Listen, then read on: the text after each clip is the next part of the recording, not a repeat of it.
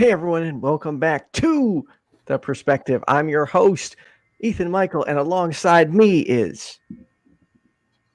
Hi, I'm Brian, and I'm from BrainBug, and that's my channel. And if you aren't subscribed, go check that out. But tonight we are actually going to be talking about aliens. Yes, and we have like a brand new UFO sighting. Did you hear about the UFO sighting in New Jersey?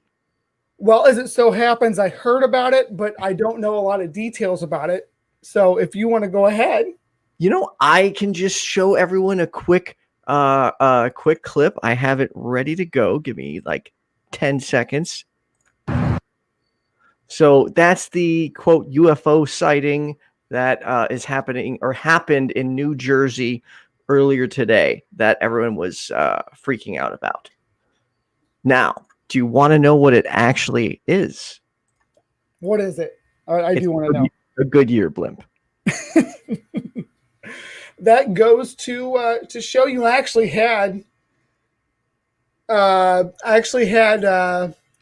experience that was kind of like that I was going to talk about if we have time before we get our first caller in.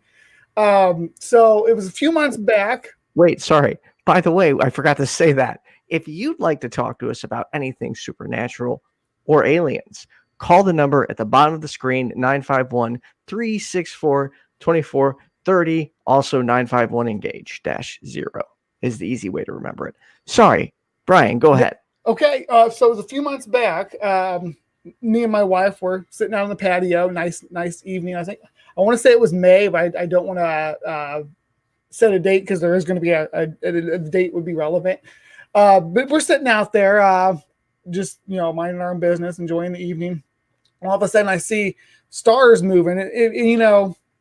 You'll see planes or whatever, but it was a row of them, like going across the sky, and they just filled the sky. A row of like 9, just in a straight line, rising up from the horizon. I freaked out. I'm like, "Oh my gosh, do you see that?" And she couldn't get up or get around there in time to see it before it vanished. And I got my camera out and snapped pictures, but none of them turned out. I was all excited. I started looking up my pictures, and they were terrible. So I'm like, "Oh, maybe somebody else saw it," and started doing some searching. It was SpaceX launching their satellite. Oh man, but that just goes to show you that, when you prime your brain to be in that you're seeing something not normal, it's easy for it to kind of run off the rails. Definitely a thing to think about whenever you're having these experiences, and I lose myself in it as well, and have to come back and look at it once I'm collected. By the way, let me ask you this. What are your thoughts? Would you agree? Is it a safe assessment that we're both on the same page that there is intelligent life out there? I think that statistically speaking, that it's more probable that there is other life out there than that there is not. I don't know if I'm convinced by any of the claims of contact. Okay. I'd be happy to be convinced, but I have very little doubt that there's life in general in the universe, and I think that that it's possible for intelligent life to definitely, it's definitely possible for it to be out there. Now, I don't know if you heard the news. So you got a news item. I got one too about Venus, about the Venusian gas that they discovered. A lot of people have been blowing up about that, but it is a big deal, but we shouldn't be drawing any conclusions from the data that we have. So why is it a big deal? Okay, so Venus has a very acidic atmosphere, and we would expect to find like phosphor gases up there, which we did, but this it's something to do with the oxidation levels. Let me see if I had the paper up here earlier, but that was before my the alien zapped my computer and made it crash. Did you see that comment? What's that? Just commented that and said aliens came down and uploaded a virus into Ethan's computer, and that's why we were late. Yeah. Yeah, I don't know. It's not loading right now, but moving on. Yeah, it's something in the makeup of the gas is that we only find those kind of gases as exuded by biological life. But that's not to say those are the only processes that it can be. Yeah, there you go, phosphine. That those are the only processes that that gas can be identified from. It's just the only processes that we are familiar with from our neck of the woods. Interesting. Yeah. So let me ask you this. What do you think the likelihood is, or probability, that not necessarily they've contacted us, but that they are able to observe us? Able to observe us?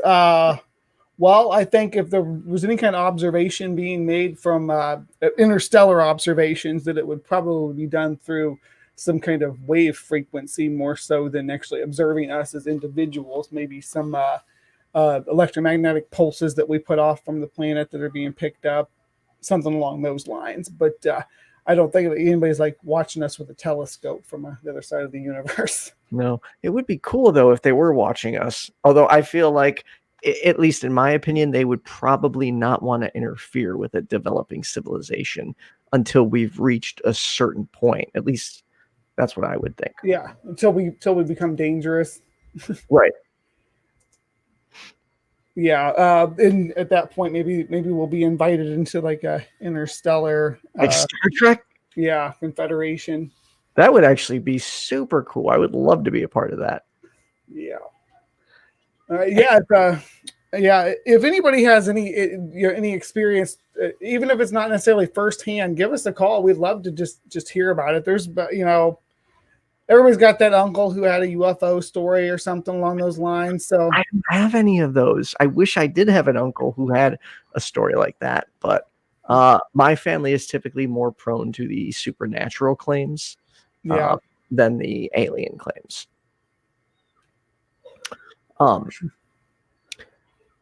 Yeah, they would be. Yeah, well, depending on their biochemistry, Cynthia, that's possible. They may not be susceptible to our viruses being developed in a different way. I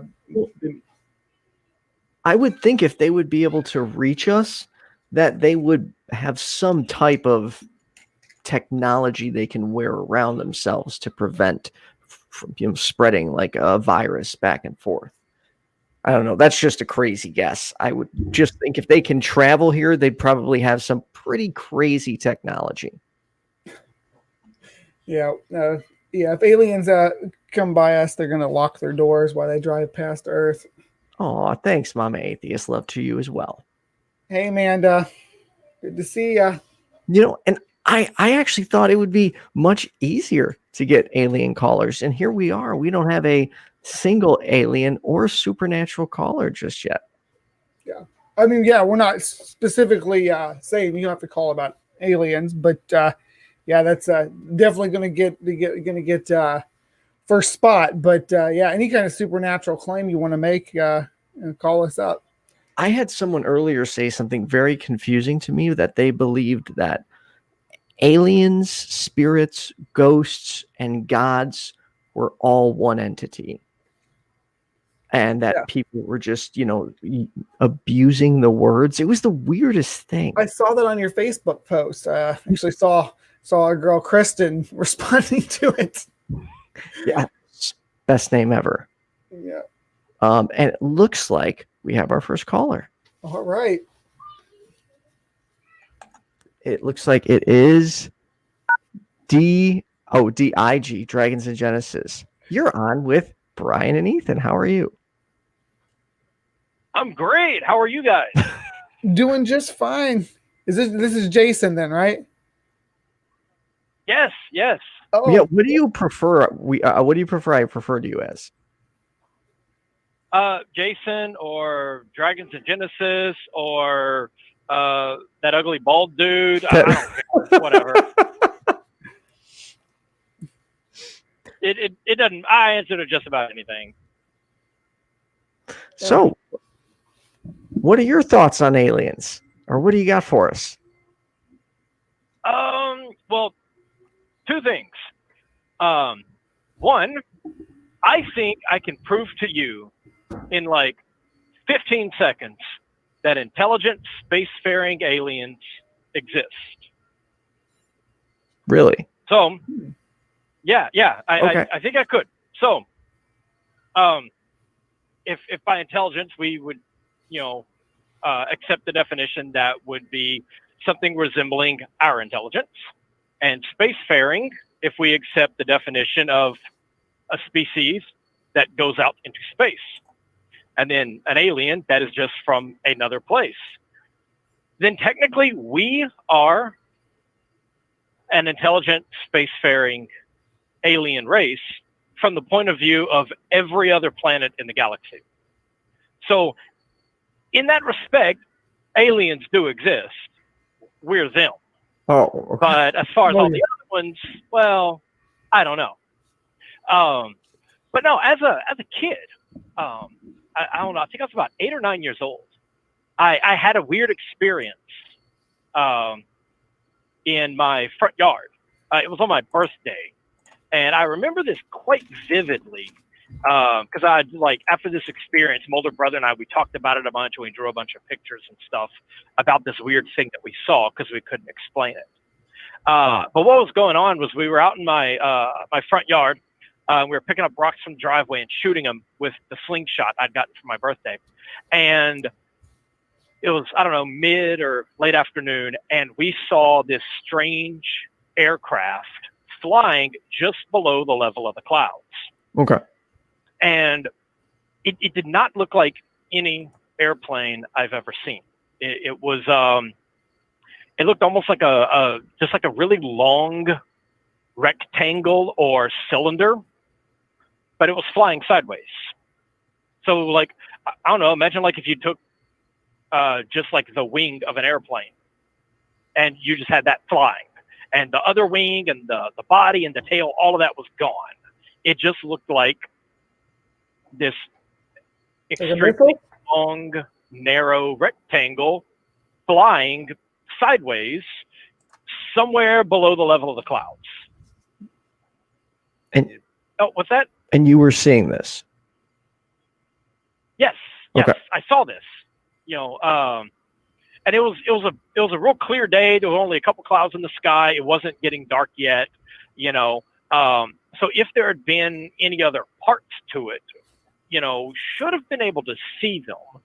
But if there were, they were either too small to see from that distance, or they perfectly matched the color of the sky. And so it was this really weird experience that I've never been able to explain. We just saw this thing just, fly over our area, and it wasn't moving very fast. We had a couple of minutes to watch it, and it just glided across the sky. And we went out to the road so we could see it longer. But yeah, it was really weird. So yeah, I'm not sure what that was. And how long ago was this? Did you say? This would have been around 1988, 89, somewhere around there. I was, it was either on my 8th or 9th birthday. So July 23rd of 88 or 89, one of those 2 days. And how well do you remember this? And, I'm trying to think of a good way to put this. How do you know you haven't, like, for instance, embellished it over time? Oh, well, I am well aware how memory is, utter crap, especially over, 30 years. But as a kid, my older brother and I, we were both really big artists. We were always drawing pictures of everything. Okay. And immediately after this, we drew pictures of this thing. And so like we had these pictures for quite a while. And so even if I had completely forgotten all the details of that day,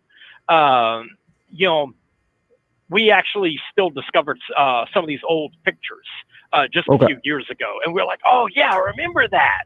And so yeah, it was. Did that jar it back into your mind, or?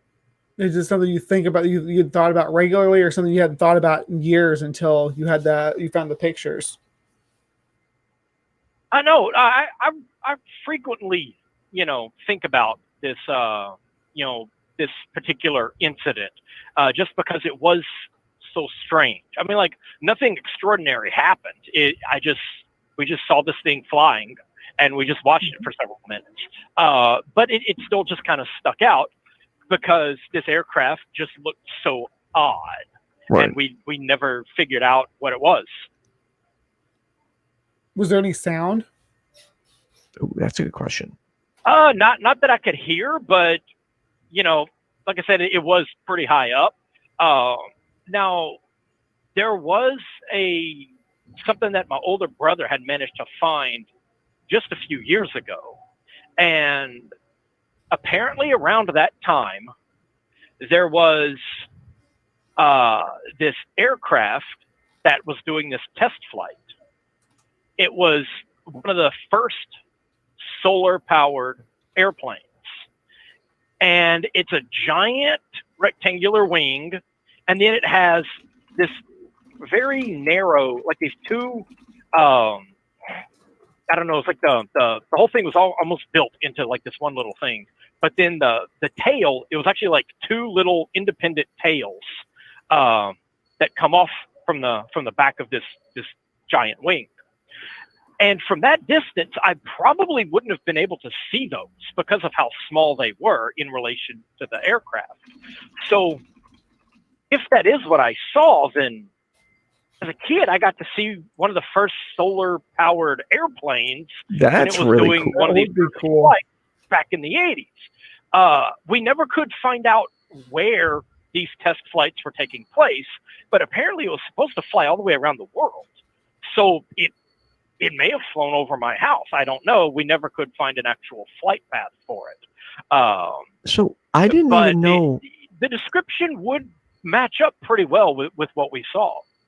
I didn't even know solar-powered airplanes were a thing. They have some really weird shapes too. In the 80s with some of them. In the 80s. Wow. I'm looking at some of these, and they look so weird. They almost look fake. Like they don't look like they could fly. Some of them too. They don't look like they'd be able to get off the ground. But no. I think some of them were towed up into the air behind other planes, the way they do gliders, and then release, and then they would then just keep themselves up under their own power. Oh, okay. That's why. That explains this weird. I was wondering like how they would get off the ground. That makes sense. I tell you what, though, if I saw one of these flying in the sky and I wasn't aware of them, looking at these pictures, I would think I was seeing something unnatural for sure. I mean, I should at least put it on the screen. Yeah, put some of those up there. Yeah, look, they got 4 wings. There's one down below there that's got like that one right there. That would be really weird to see flying. It would be in the night sky. Very bizarre looking, and this one particular one that my brother found, and he was the one who was outside with me that day. If you couldn't see the tails of it, it would look identical to what we saw. And like I said, from that height, those two portions of it would be very difficult to see, without something like, a pair of binoculars. But yeah, I just thought, y'all didn't have a caller, and I had this weird experience, that I still remember. And I mean, technically it's a UFO. It was a flying object, and it remains unidentified. So. No, that's exactly what we're looking for. Anybody else has got an experience like that? Jason here broke the ice. We don't bite. We just want to hear your story. And we just want to ask questions too. So, hey, Jason, it's always a pleasure talking to you, my friend. Looking forward to y'all keep doing good work. Yeah, we're looking forward to having you back on the BrainBug channel to talk about more monsters in the Bible. So yeah, you haven't checked out part 1. We did that last Saturday. So check it out if you haven't yet. But we got another one coming up in October. So awesome. Yep. Thanks, Jason. Cool. All right, guys. Y'all have a good stream. Hey, thanks. You too. Or have a good day. Not a good stream, but good day. All right. So if you have a supernatural or alien claim, call a number at the bottom of the screen. We want to hear what you have to say. So, BrainBug, what are your thoughts on alternate dimensions? Yes. Like, for example, the multiverse. Like that idea is so exciting to me.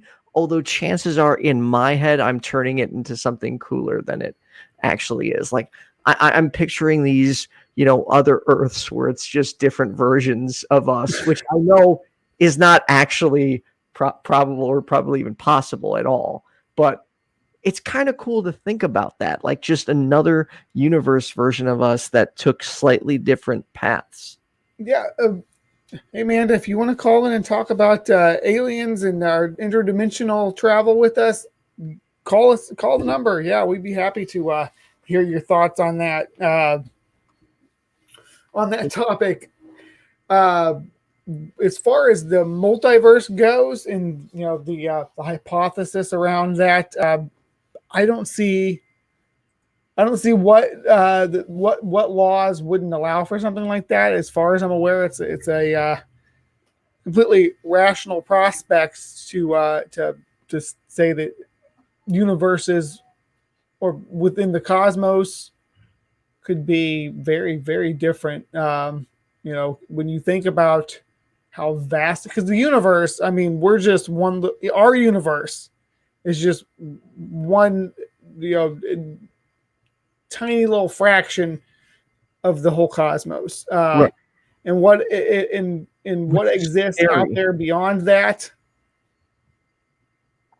is, that's when you start talking about moving into other dimensions from the ones that we experience. Yeah, it's really, the sky is the limits. And what you're saying about another version of me that did it. Yeah, I mean, why that not? would be so cool. Maybe there's an alternate universe where you and I are both Christians, and we're doing this show asking atheists to call in. Yeah, give us a call. We don't fight. But will we still be talking about aliens in that universe? I've noticed a lot of my Christian friends actually don't believe aliens are possible. Yeah, which surprises me. Well, with the young Earth creationist crowd, I can see that, because biblical, or I shouldn't say young Earth creation, not just the biblical literalist in general, because everything's supposed to be contained here, according to the scripture. But other denominations and other religions, I think I don't see why they have to explicitly be excluded. Right. And Mama Atheist, if you want to talk multiverse, you're definitely welcome to call in.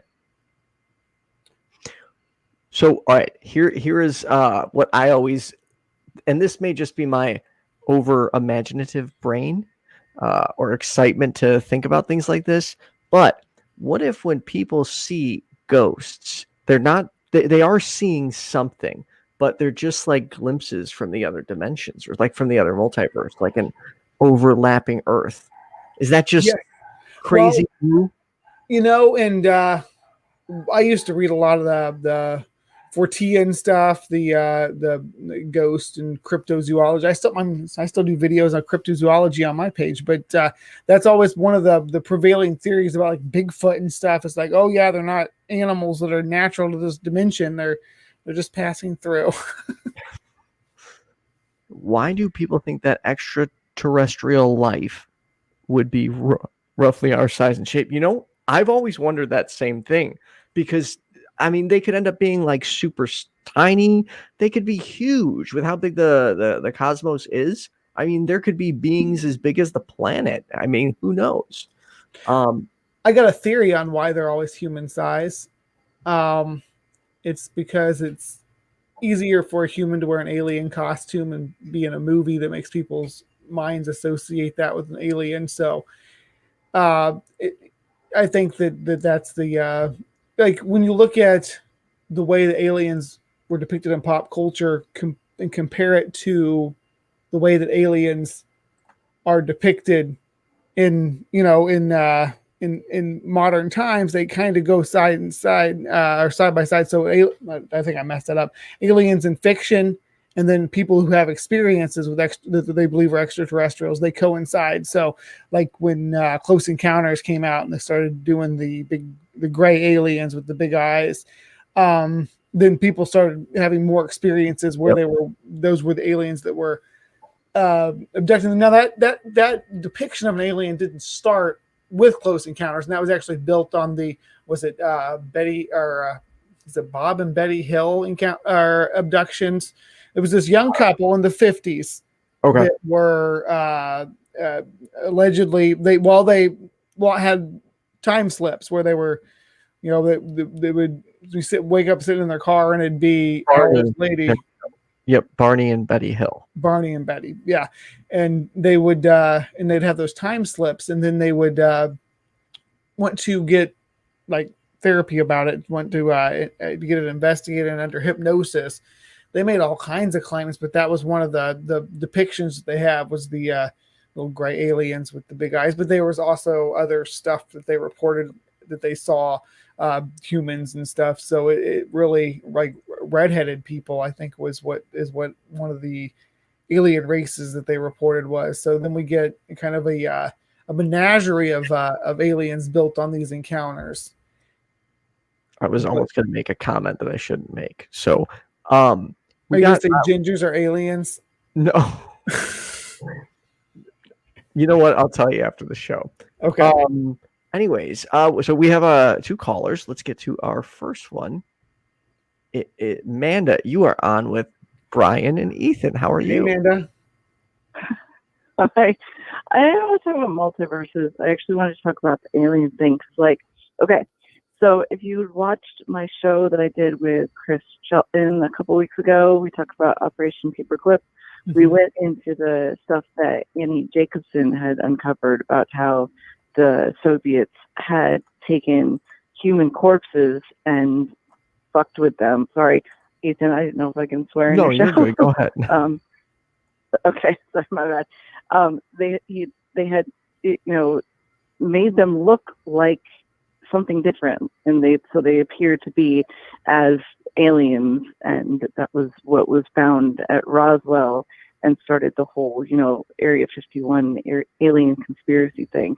And it went so far as to, this is not something that's been proven, but it's speculated that the Americans actually would take children that were sick and did experiments on them to see if they could alter them in the same way that the Russians had altered these corpses. It's really messed up, and yeah. So that's, the whole, everybody that freaks out about the Roswell thing and the Area 51 thing, it was actually just the Soviets messing with us and not actually aliens that were found in that area. So so it was like a test, plane or something with physically altered Russian pilots.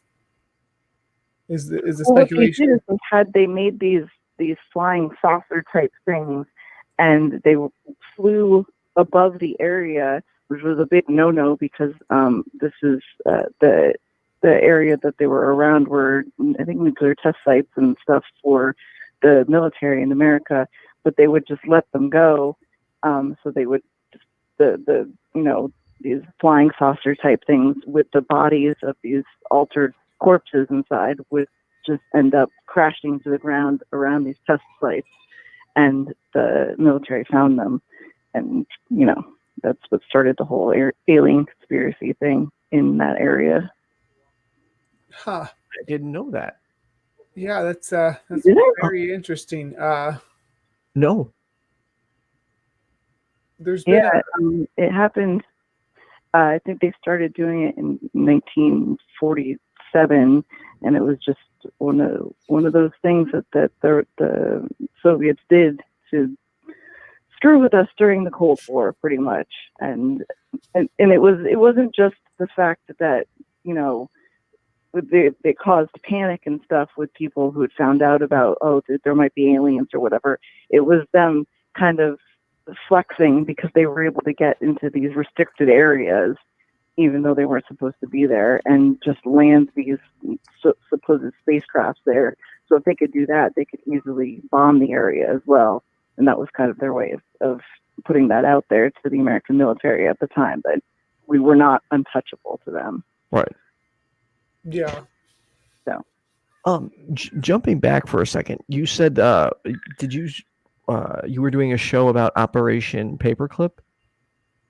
yeah, Chris Shelton and I did a show a couple weeks ago on Operation Paperclip, how, the Americans borrowed Nazi scientists to, after the end. Actually, it started before the end of World War II when we went in at the same time as the Soviets, because we had noticed that, there are, because at the time of World War II, Germany had some of the best scientists in the world there. Right. In fact, the person that ended up heading NASA for a long time was one of these Nazi scientists. So it was kind of became like a competition, because even though while at the end of the World War II, we weren't exactly fighting against Russia yet, we knew that they were going to fill this kind of power vacuum that was left by Germany. So it was a race against them to get as many of these scientists over to our side so that we could have things like, the space program and stuff like that. It wasn't just for NASA. There was a bunch of different scientists that were brought over, but that was what Operation Paperclip was us, snagging up Nazi scientists and also lying about it and burying their records, because many of them, it wasn't just that, that they were, forced to do things with the Nazi party because they were in Germany. Some of them actually partook in some of the Nazi activities, right. And these things were completely buried, starting over in Germany, so that when they were brought over, people wouldn't find out, these are bad guys that we're using. So, how long till that eventually came out? It was the 80s that it came out first. I think the late 80s or the early 90s, there was an expose about how this had happened. But there are still, I can't remember. I asked because Brian actually produced do you remember the name of the NASA guy that headed NASA, Brian? Oh, what was that name? I will actually know this one once I hear it. One of the guys that we wouldn't have had the Apollo program without this guy. And I remember when working at NASA, seeing his picture up everywhere. Like, he's a very well respected dude, but turns out he was deep into some of the Nazi stuff back in the day. So Werner von Braun. Yeah. That's it. Yeah. Thank you, Brian. Uh-huh. I love Brian. He's the best. I was going to say about when you all were talking about that, I wanted to ask at the time, but I was producing. So Operation Paperclip, that's the scientist that we know the U.S. Brought into their folds. And that came out, like you said, in the 80s. We don't know who the Russians got in their fold and how long they were. I mean, those records are not privy to us. So, at the same time that the U.S. was courting these scientists and trying to snag them, the Russians would have been too, and they would have been in a lot closer proximity to get them. So, how much secret documentation you think there is on that? Yeah, in fact, some of it, they got in there first. We might have gotten better ones. I don't know, but the reason that set us off is because we saw the Russians go in there and start picking people off before the war was even over. When it looked like obviously we were going to win, but still, Russia was clearly taking people, and for what they were contributing to society. And so that's when the Americans were like, "Oh shit, we gotta get on top of this right now." So, crazy stuff. Yes. Awesome, Amanda. Well, I want to thank you for calling in, and it was nice talking to you. Of course. Thank you, Amanda. Have a good night, guys. Oh, real quick, by the way, where can everyone check you out at? I'm Mama Atheist on YouTube. I had a Dark Matter cartoon come out with me today, so that was fun. Awesome. You got 3 or 4 minutes to spare. Check that out. It's really good. She did some voice work for it. Loved it. Thanks, guys. Thank you, Mama Atheist. Thank you, Amanda. Have a good one. Bye. And we have someone calling in. Well, a special someone calling in with a ghost story. Oh. So, Miss Cynthia McDonald, you are on with Brian and Ethan. How are you today? I am well, fellas. How you doing? Good. I feel like I haven't heard your voice in a while. I miss it. And yet we message every single day. Yes, we do. And I'm not going to trip on you too bad for messaging at at some ungodly proverbial hour. I did. Half the time I'm asleep. Yeah, like sometimes like you message like real early, and I'm like, oh damn it, I still got 45 minutes before I got to start work. Goddamn notification. Just reply whenever. Ignore me if it's that early. I gotta stop doing that. You're fine. So usually that's the signal that I need to get up anyway. So, oh yeah, my ghost story. Yes. You guys ready? Okay. So when I was a freshman in college, a long, long time ago in a far, far away land called Charleston, Illinois, I was privy to this story that would happen in my dorm I was staying in. I was staying in this really old all girls dorm, and they used to have this story about this ghost named Mary. And I don't know what it is. Why is every ghost story got somebody named to do with Mary? I don't know, but it happens. Anyway, so apparently Mary was a student at said university, and she was and she used to live on the 4th floor that is now closed. And what apparently happened is that she liked to play the piano that was in the common area. And I guess she had like a boyfriend or something like that went crazy and killed her. And apparently her spirit or what have you still haunts the dorm to this very day. Ooh. Now, yeah, right?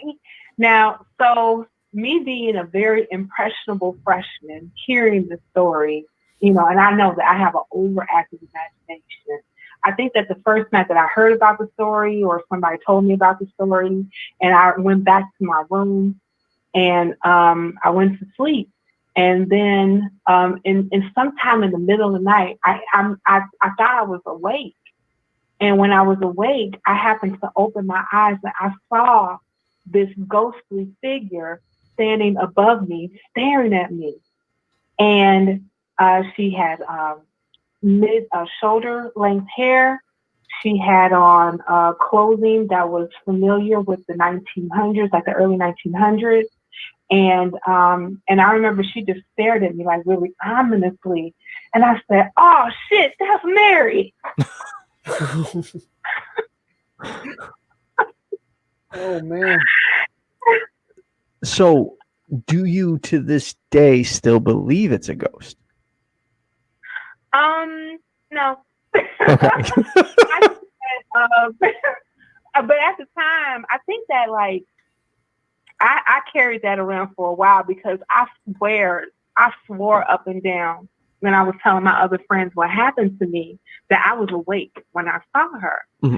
And I attributed me seeing Mary because, like I said, there was a grand piano in the common area, and sometimes I would go in the common area and play it. And I would have like my old music books and I would play classical pieces and stuff like that.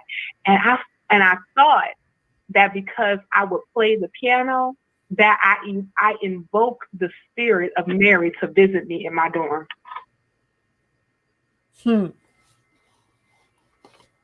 That's so like I was talking about earlier with the when I saw the SpaceX launch, and I was like, oh wow, I'm seeing.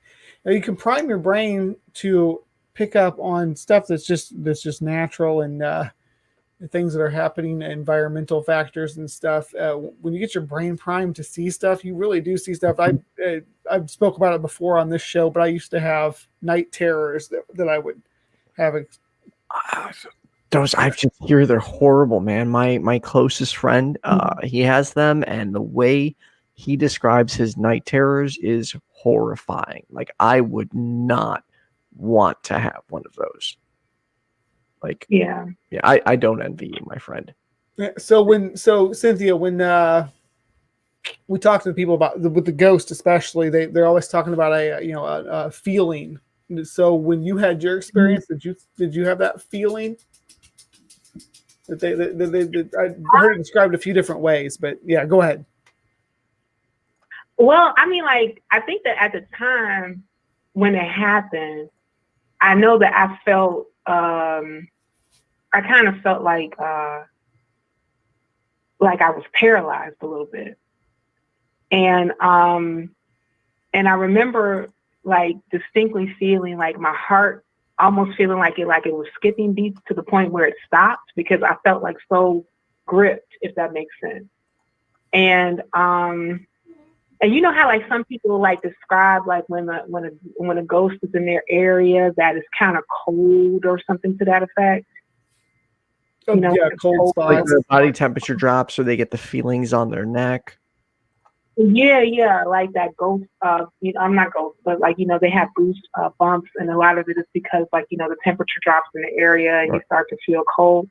I would definitely say I felt that, but I'm more so thinking that maybe it's more so less than she was there to the point where I was just really scared, and that was the automatic response that my body was just displaying because I was just so scared. Yeah, that makes sense. I mean, I've had plenty of I should say, when I was younger, plenty of chilling experiences where you know, I'd start freezing. I swear I'm hearing something, you know, as you said, Brian, you know, priming yourself.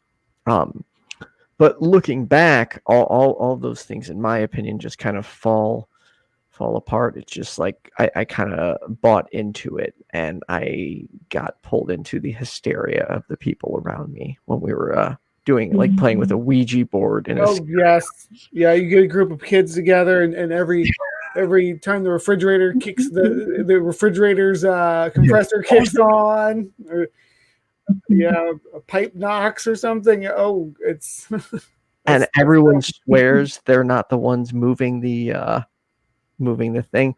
What's it called? The idiosync. There's a term for that, where you're moving your hands on that. This is going to drive me nuts. I'm not sure what the term is for that, but where you're moving it, you're moving it, but you don't realize you're moving it. Is that? This is going to drive me absolutely nuts. Someone please in the comments, because now I'm going to go crazy thinking about it. What is it called? I was watching a video on this on Ouija. They were explaining, like, how these people were moving it and not even realizing. I keep coming to the word psychosomatic, but I know that's not the right word. Maybe when I hear it, I'll know it. Yeah, I never heard that. But I mean, I never really played for Ouija boards because, like, my mom made me scared of them. Like, she would tell me that that's the devil's game, so don't play it because then the devil gonna get you. So I was like, "Ooh, no, don't do that because the devil gonna get me." So I better not play it. And now I'm like, "Damn, I want to play it, right?" Same thing with Dungeons and Dragons. Like, I was told, like, you don't play Dungeons and Dragons because, like, they had a Ouija board at the house and they also had, like, a Dungeons and Dragons game. And because I think that my sisters used to play it, but they got rid of it because, you know, a lot of that scare started coming out. I want to say, like, mostly like in the 70s and the 80s, especially the televangelists and whatnot, was talking about, oh, don't play these games and don't listen to these artists, and definitely don't play. If you play the record backwards, you'll hear Satanic Panic. Yep. he gonna get you and possess you and do all types of manners against you and all this other stuff. So, I think that I spent the majority of my childhood in fear child, to be honest with you. My mother, she wasn't as bad as like how you're describing it, but she did with certain music, like she bought into the Marilyn Manson hype. Like when I wanted to listen to that, it was, no, that's devil music, you can't. And I'm just like, it's just music, ma. Like, who cares, man? Yeah, I'm like, it's just music. Ain't nobody. No, there's no devil talking about. I'm going to get you into this your soul. No, that's not happening. I mean, like, and Marilyn Manson, I just look at him, I'm like, he's just weird. He's just a weird artist that likes to dress up. He just plays Halloween all the time. That is Marilyn Manson. So. And I know this is still off topic, but real quick, my mom was pissed when she found out the first concert I went to was not only Lords of Acid. I was 12 years old, but for those who don't know, Lords of Acid is extremely sexually graphic. And when she found out, because I was in a very conservative household, she was absolutely livid that her 12-year-old son was exposed to that. But you know what? It was a really great concert. The music was awesome. IQ found your word. Idiomotor phenomenon. You rule, IQ. Thank you, IQ. You are seriously the man. Appreciate it. Yeah.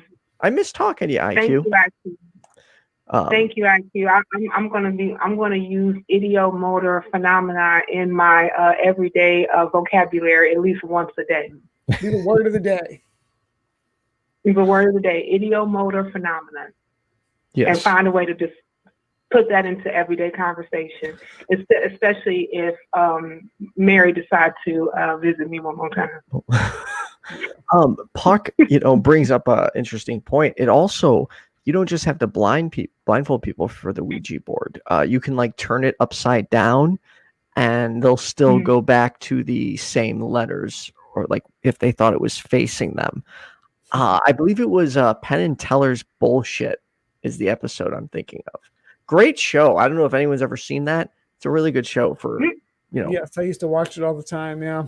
Actually helped bring me out of some of the, I used to believe in some, I was very deep into believing in ghosts and stuff when I was in my early 20s. I was part of that Marilyn Manson scene you were talking about earlier, and with the Ouija boards and whatnot. But we would go on ghost hunts and stuff like that.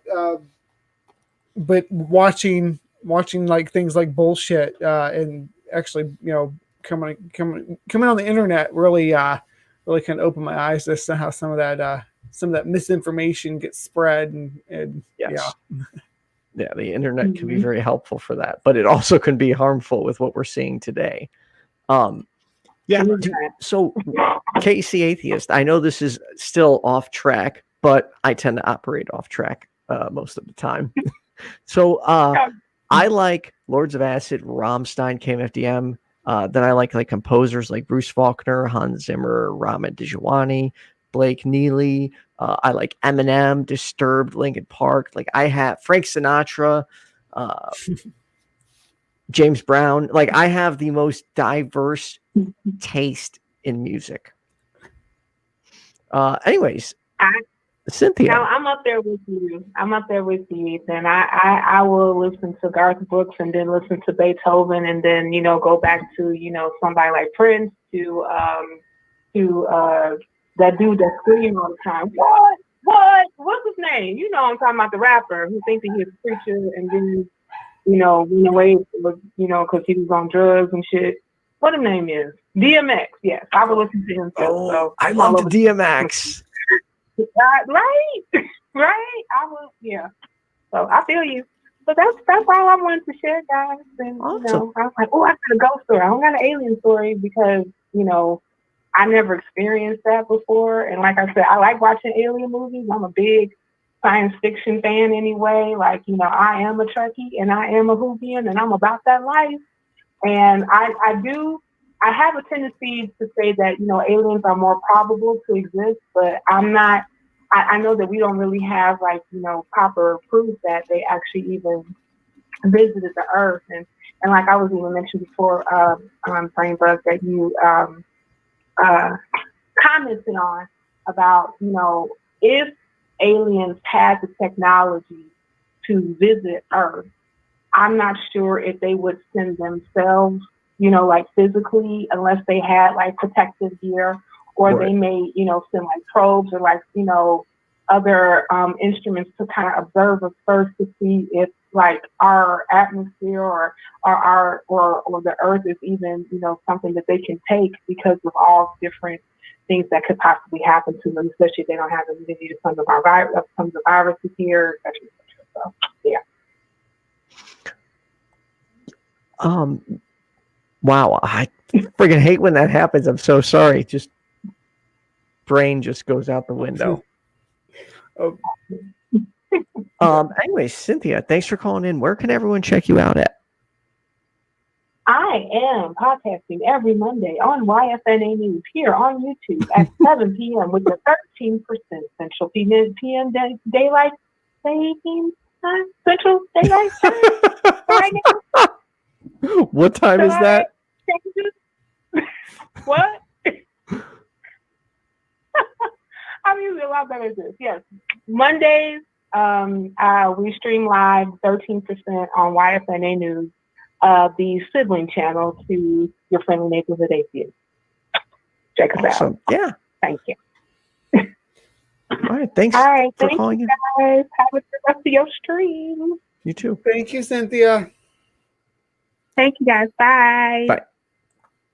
She made a pretty reasonable point about the probes and stuff. So when people see UFOs, or unidentified flying objects, I mean, that's UFOs, whether it's something natural or not is up for debate. But they always assume that if it's alien, that means there's aliens inside of it. Why? Why would there have to be aliens inside of it? What do we send out when we're exploring the vastness of space? We send out probes. So that would be highly more likely if intelligent alien life was visiting our planet, that it would actually be a robotic visitor. Probably, I don't anticipate that it would be something, some kind of actually organic life form. No, but it'd be really cool if it happened. And I do genuinely wonder what my theist friends would say if alien life like just immediately came down here. Like, how would that affect or impact their belief in Christianity? I have been engaging some folks about the Venus thing to kind of feel out, how they would respond to that, if they would think that it was, if there were some biological origins to what was found on Venus. I'm not convinced that it is, but if hypothetically that was confirmed, would that be the same creation event, or would they believe that was a second creation event? Yeah, I don't know, but it's definitely fascinating to me. Do you ever have one of those days where you're like ADHD is just like on frigging fire and you're just like in a million directions?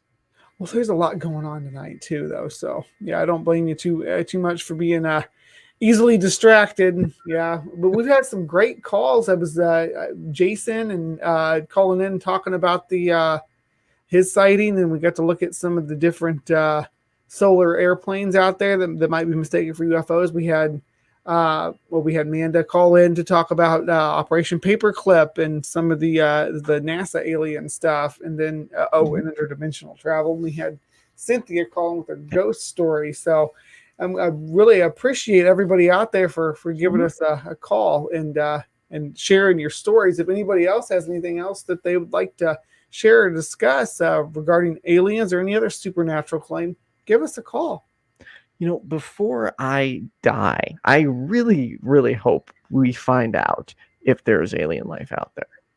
I mean, it'd be even cooler if we could start like traveling to other universes and shit, but I know that's way going to be way past my time.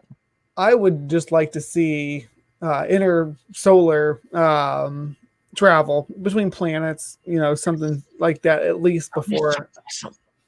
Would you, if given the opportunity, would you go to another planet? If I could stomach the rocket launch. I don't know if I could. But Are you bad with like? no, I think I would tough it out to be able to have that opportunity. Okay. Absolutely. Do planes or like does takeoff in general freak you out? I've never been on a plane. Oh, okay. No, I haven't. Yeah, but I'm not afraid of heights or anything. I just never flew anywhere. But I've been in a helicopter. It was like a tourist helicopter, so it had the glass. The whole thing was basically glass, and it didn't bother me being in that. It was really cool, but we were flying over some cool landscape and stuff, so I was kind of distracted. Well, if we had more callers, I'd say we would keep going. But since we don't have any more callers, I'll say that's a good time to call it. Yeah, we've been going about an hour. Between an hour and a half. Hopefully, now that I had a couple weeks off. Last week was my first week getting back into the show. Oh, wait a second, I spoke too soon. Oh, we got somebody calling in. Mm-hmm, we do. I don't see a name, so trigger warning. This is live. I don't know who this person is because the automated prompt doesn't look like it. Looks like they bypassed it. So let's see. Who is this? You're on with Brian and Ethan. Hey, what's up? Hey. Who is this? What's your name? This is Blaster Master. You talked to my wife last week, I think, on Essay's channel, Jules B. 2 weeks ago. On whose channel? Sorry. Yeah, with Robin Estee on SJ's channel. Oh, okay. I apologize. Yeah. Who did I speak with? So anyway, I had this really cool experience. I don't know. I was sitting outside with my friend, right? And we saw what looked like a satellite flying. And it just looked like a normal satellite during the day, just kind of this little dot flying up above. And then we saw what looked like a wormhole. That's the only way I can describe it. It looked like something like a Stargate. And when was this? And then the satellite went through it, and the hole slowly closed. The light slowly closed after the satellite went through it, and the satellite was gone. Ooh, this is super interesting. I got so many questions. When was this? It was probably 5 years ago. Was this a nighttime or daytime sighting? Daytime. Daytime. Yeah. Now the hole the hole was in the sky, or was it like on the horizon? Yeah, it was like it was about I would say almost directly above us. Almost, it was maybe at like a 70-degree angle or so above us. Okay. And we were looking west. And were there any mind-altering substances involved? No. Okay. No. And it was just we were just hanging out playing frisbee golf around the property. And other people with you saw this exact same thing? Yeah. Yes. My friend was there with me, and he saw it with me because I was like, "Oh, look at that satellite!" And then he saw the portal, what looked like a portal open, and then the satellite go through it, and then it slowly closed down on it. It was the weirdest thing I've ever seen. That does sound really weird. How far away would you say it was? I know you said about 70-degree angle. What about you? Yeah, I would say it was in low atmosphere orbit, kind of. So pretty high up there then. Yeah, pretty high up. Okay. And the hole that opened up was pretty big. Like it had to be, 50 times larger than the satellite or whatever it was going through. It was like, it looked like about the size of a quarter, maybe a nickel or so when it opened up. I guess from my distance, it was fairly big. And the satellite was just a light from where you were, from the distance you were at. It was just a light you were watching. Just like a little light going through the sky. And then this light opened up in front of it, which was the weirdest thing. Oh, like a blue light. The portal was a light too. There was light coming from inside the portal. Light blue. Yeah, it was very light blue, kind of, and it had like a little white ring around it, kind of like enclosing it. Looks like a Stargate, I guess, or something. Like out of the movie. So sorry, was there the white ring around it? Was that light, or was light coming from the center of it? Well, yeah, it had like a white ring around it, and then it had like the inside of the ring was like a lighter blue. Okay. So almost like a hoop of light opened up in the sky, like it was there's a white hoop with. So it's during the daytime. There's blue sky. A circle opened up. Yeah, it was like a circle opened up, and there was this like, it looked like a wall of light, kind of, and the satellite went through it, and then it closed slowly down. It was the weirdest thing. Well, I wish I could have seen this because it sounds really cool. How fast would you say how fast would you say the object was moving? Like fast, like a plane? It was going pretty fast, like what you would see like on a normal satellite if it's in orbit. You know, it was going fairly fast. That's super interesting. You got any theories on it you want to share about what you think you saw? I mean, I was just like, I guess a wormhole was opening and something went through a wormhole. That was like my guess. I mean, or I don't know if there was like, maybe it was like an asteroid or something that just hit off the surface of the atmosphere just right to do that, have that effect, you know? I have no idea. It didn't seem like that though, because it looked like the light opened in front of it, and then once it went through, it closed slowly. So it was very, I can't really explain it. You know, I have no other way to explain it other than it looked like a wormhole. Do you by chance know the date of this, or could you find it out and the location so we could possibly like? Well, I was in North Idaho. It would have been, I don't remember the date at all. I could ask my buddy and see if he remembers it all. My wife was there. She saw us witness it. Or you weren't there? Oh, she wasn't there. She did not see it.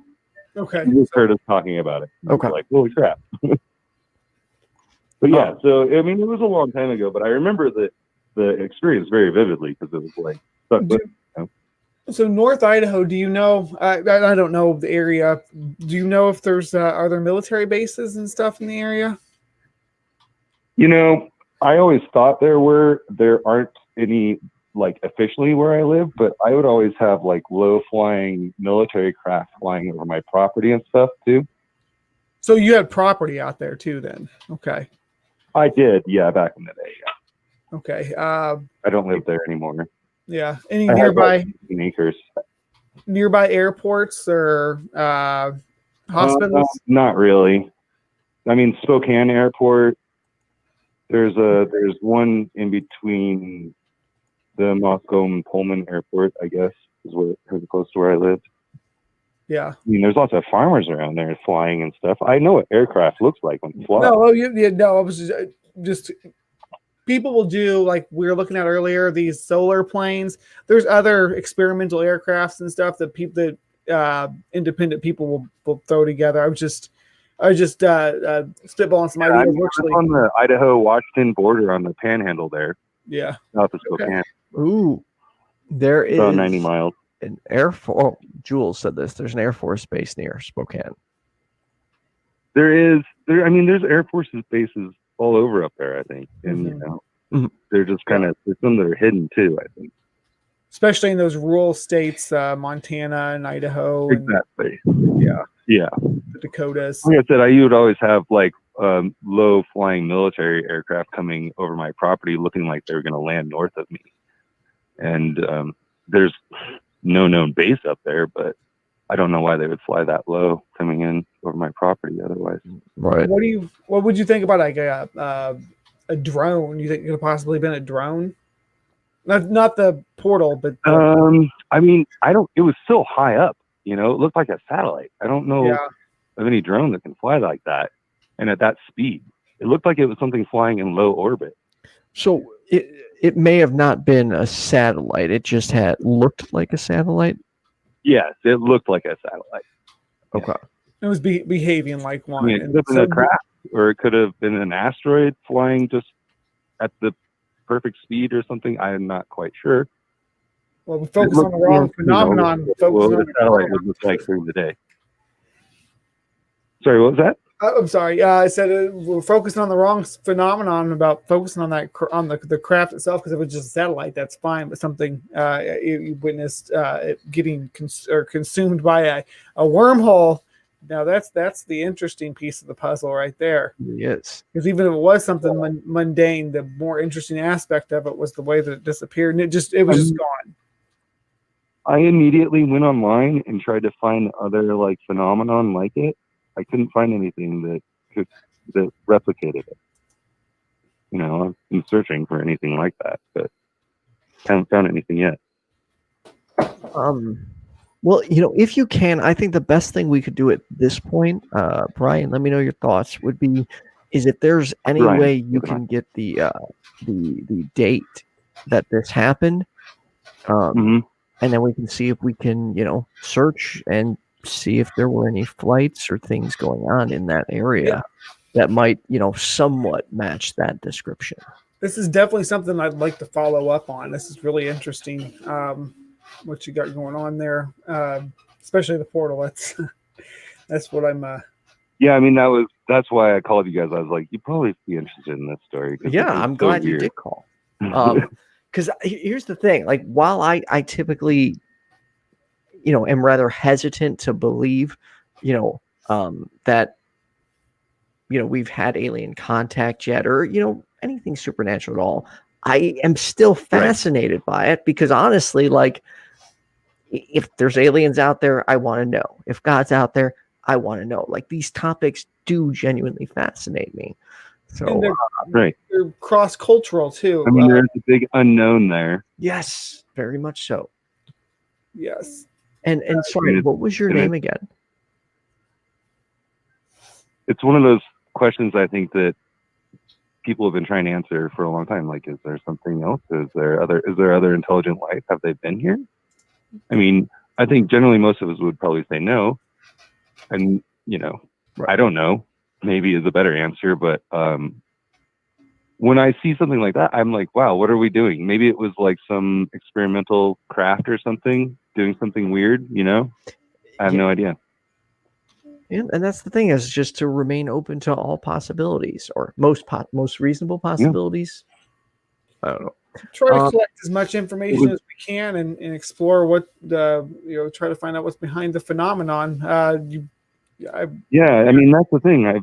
I've looked, I've searched, and I'm like, I can't find anything that matches it or looks like what happened. Right. Well, so you definitely got me curious.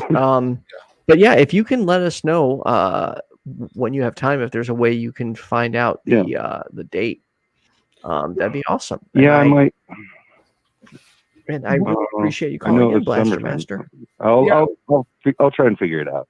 And we will be here. We're every other Tuesday, I think, is what we got on the schedule right now if we're doing this show with this type of topic, ghosts and aliens and stuff.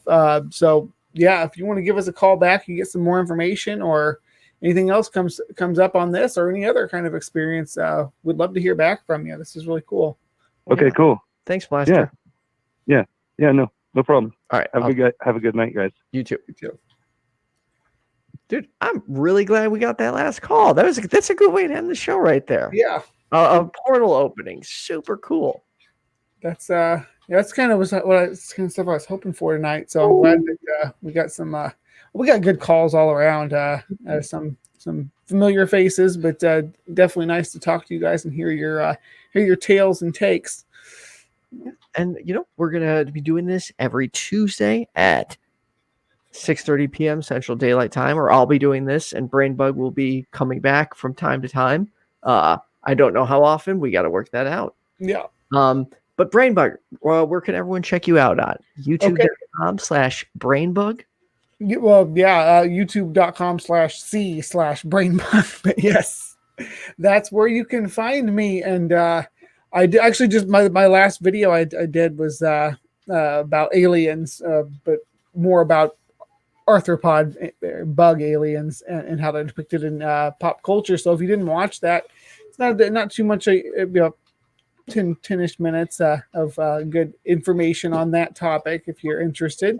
Also, like I said, I got a sit down with Jason, our first caller here coming up in October, where we're going to continue to look at monsters in the Bible. As soon as Mama Atheist, who also called tonight, is all mended up, we do a show called "We Have the Science," where we talk to scientists in the field. So, got lots of good stuff coming up. I just don't have any dates for it yet, so keep the lookout. Same here. So I know the past 2 weeks you've only seen the perspective popping up on my channel, but starting back next week, I should be back to a normal schedule. I have an interview lined up, and I also have my first, I would call this my first real debate. It's like a intro to debating, we'll say that, against Dean Meadows on the topic, does God exist? Dean's so nice, though. He's such a nice guy. So this will be my first time having to prepare like an opening statement and stuff. Fortunately, I have a good friend, Puck, who will be moderating the debate and has also been training me a little bit, or hounding me to train more, which I need to do because I got to be prepared. Dean is on point. I am not, so I need to get more on point to be able to keep up with. Dean is seasoned too. He's a seasoned veteran, yes. And I'm like a little baby atheist that's like, hey, I have no idea what I'm doing, but I'm gonna try and do it anyway. Yeah. Well, so, I know I will be tuning in for that. Hopefully all you guys will be too. It should be a fun discussion. I gotta say, Dean's a nice guy and Ethan's a nice guy, so I don't imagine it'll be too much of a dumpster fire of a debate. No, so. I don't think so. He won't